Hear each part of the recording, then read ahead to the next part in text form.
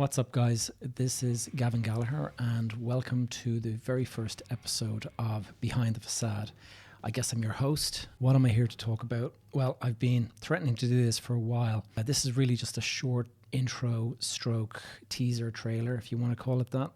And just wanted to give you an idea what to expect from this new podcast. I should start by saying it is a business podcast. At least that's the category that I have chosen to describe it. And to be more precise, I'm going to call this a real estate and property show. But it's going to be slightly different from the other ones that are out there insofar as I am going to focus on the mental game, the crucial mindset, behaviors, strategies that you really need to implement to succeed as a successful property investor developer, to build wealth, to assemble a world-class asset portfolio capable of weathering anything, all the ups and downs. We certainly know a lot about that at the moment. I've gone through a number of recessions. We're going through a once-in-a-lifetime black swan event, I think you call it. That is, of course, COVID-19. Now, I've been putting off doing this podcast for quite a while. Primarily the reason behind, I always thought that making a podcast and listening to my own voice was a little narcissistic. Second of all, I couldn't quite put a finger on what it is that I wanted to talk about. I have already established what I called the PropTech Innovate podcast. I did that about 2 years ago. It didn't really go very far. I just kind of ran out of things to talk about when I realized there were already some very interesting people out there talking about PropTech and innovation. So I decided, let them carry on doing what they're doing. They're very good at it, and I'll try and find something else that I'm particularly adept at talking about. Having shared so many stories with my friends and my peers, they all encouraged me to hit this record button. So here I am today. I've been in the real estate stroke property industry sector for about 25 years, and I have all the scars to prove that.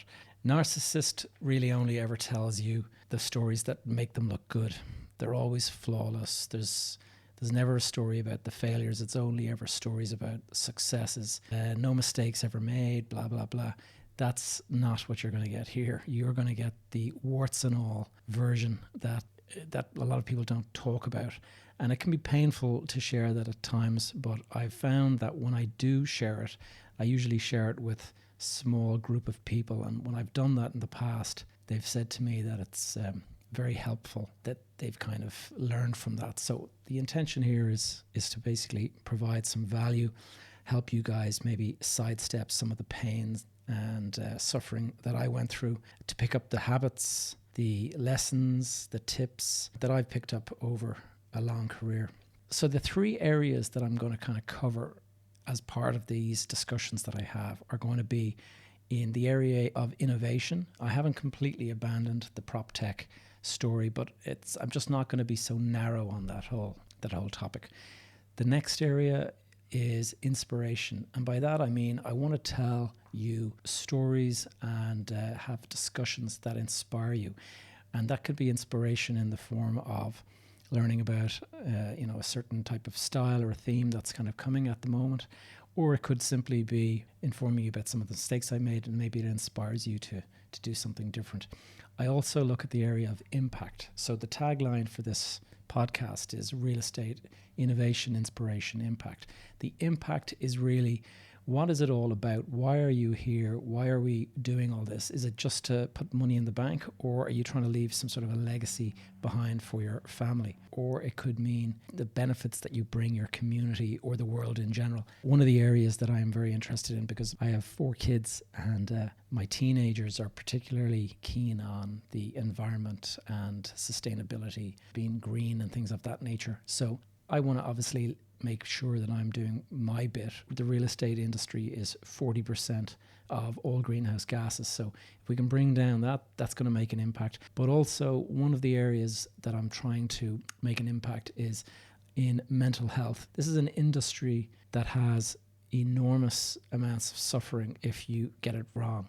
And I can speak to that having seen it. I've had close relatives of mine take their own lives. It's happened twice in the last 20 years to cousins, uncles, people that were close to me. And it was completely shocking at the time. I had no idea that they were struggling with this. This is an industry that if you go into it with your eyes closed and you're not aware of the risks, you can end up in a situation where taking your own life is actually seems like a viable option. And I've seen the effects of it on the families afterwards and stuff. So from my point of view, I really want to try to help you sidestep this kind of pain and suffering and help you build the resilience, the mindset, the strength of character that you need to survive in this business. It's all fine when it's going up, but you really need to think about what happens when it turns around and goes down. And if you believe that you're going to see all the signs before anyone else and you're going to be out of it before anyone else, then you're deluding yourself. That would be a thing that I would suggest that you take a moment to reflect on. Do you really think you're the smartest person in the world, that you can see stuff that nobody else can see? We all get caught by these things. And I would say, I think it's highly unlikely anybody predicted in December that COVID-19 was going to cause a worldwide lockdown. At the moment, there are 3.9 billion people in lockdown, which is more than half the world's population. If you go back to 1950, there were not that many human beings alive on this planet. It's just an insane time, and nobody could have expected it. It's very hard to weather that kind of a storm, but if you take these strategies into account, you would hopefully find yourself able to weather the storm better, at least, than you would if you, like me, make the mistakes that could be avoided. For those of you who are wondering about the experience that I have and whether it's relevant to what you are trying to do, I'm going to let you know that my experience ranges from buying single houses and trying to flip them. I've also gone and I've bought a house with a bit of land and I've built, a house on it, or extended the house, or built 2 houses or 3 houses. I've done that a couple of times. So that's the kind of smaller scale developments and investments which I guess some of you guys will relate to. Now, on the other side of the spectrum, I work in a family business that has been around for 50 years. This business has built a number of very large, and I guess you would call them world-class assets. And I currently run East Point Business Park, and that's where I'm recording this podcast from now. East Point is a business park or an office campus with 40 acres. It's taken us about 25 years to build it. I've been involved since 1999 when my uncle died unexpectedly. I had to sort of step into his shoes as director on the board. This is a big park with about 50 corporate occupiers in the region of 9,000 people working here normally on a day-to-day basis. At the moment, I would say if we've got 40 or 50, that's a lot, because we're in the middle of this COVID-19 lockdown. In terms of other experience, I've done a bit of traveling. I mean, I'm recording this from Dublin, Ireland, which is my hometown.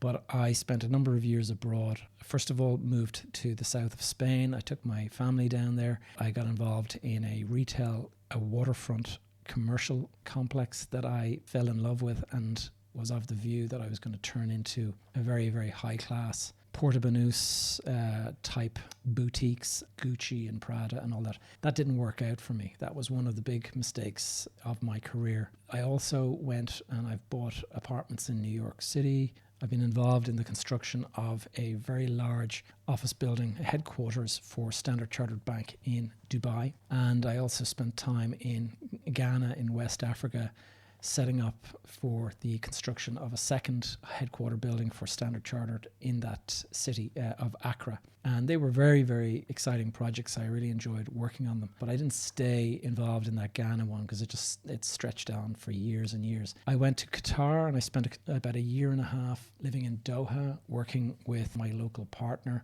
And we looked at a number of projects ranging from housing to offices to retail. And then I moved to London and I spent about a year and a half in London, during which time I started getting involved in student housing.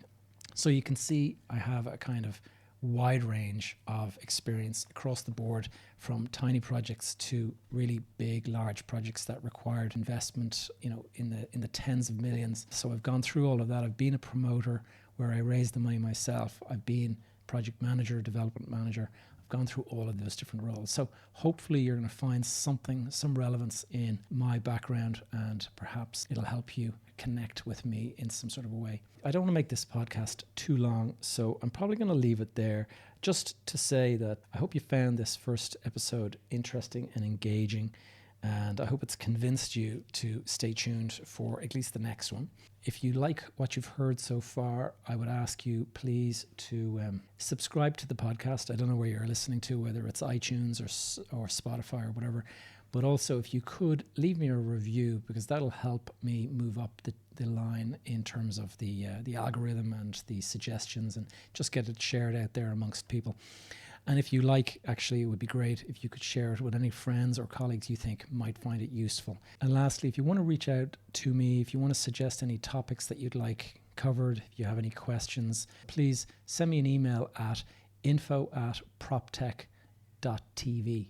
Now, that is probably going to confuse you, but I also have a YouTube channel called PropTech TV, and I put videos on that, not dissimilar. In fact, you're going to see this launch of the podcast on my YouTube channel if you want to see the visual of this office here. You can also find me on my website, which is gavinjgallagher.com, and I'm on all the social media platforms that you can expect. I have a Facebook page, I'm on LinkedIn, I'm also on Twitter, I'm on Instagram. So that's it, guys. I hope you found this useful. Hope you're all good, stay healthy, and I look forward to speaking to you in the next episode. Thanks a lot.